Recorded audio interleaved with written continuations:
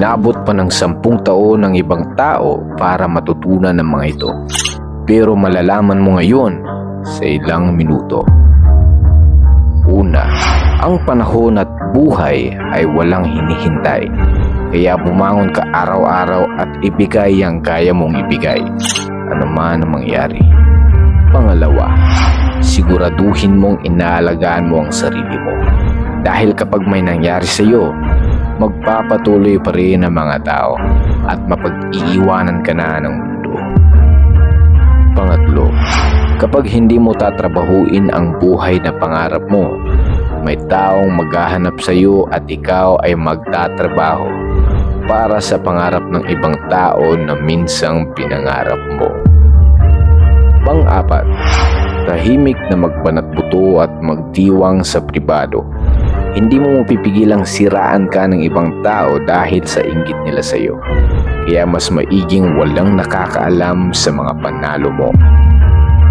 Panlima, huwag mong pagsisihan lang ang iyong nakaraan. Matuto ka mula sa mga ito at magpatuloy sa kasalukuyan para sa inasam mong kinabukasan.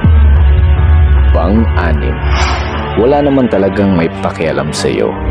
Kaya galingan mo na lang araw-araw dahil mas gagaling ka pa bawat araw. Pampito, huwag mong pakikinggan ang mga tao na wala naman sa buhay na hinahangad mo.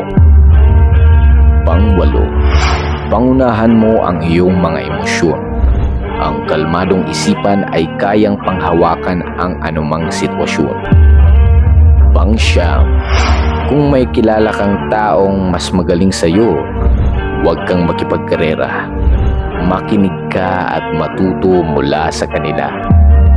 Panghuli, pang-10, mahahanap mo ang kapayapaan sa sarili mo kung mas iisipin mo ang mga bagay na dapat gawin mo kaysa sa mga bagay na ginagawa ng ibang tao.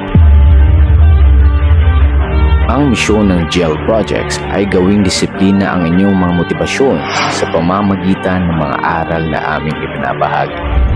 Kaya kung gusto mong magtagumpay sa buhay, huwag mong kalilimutang mag-follow dahil araw-araw kang matututo tungkol sa mga aral ng buhay.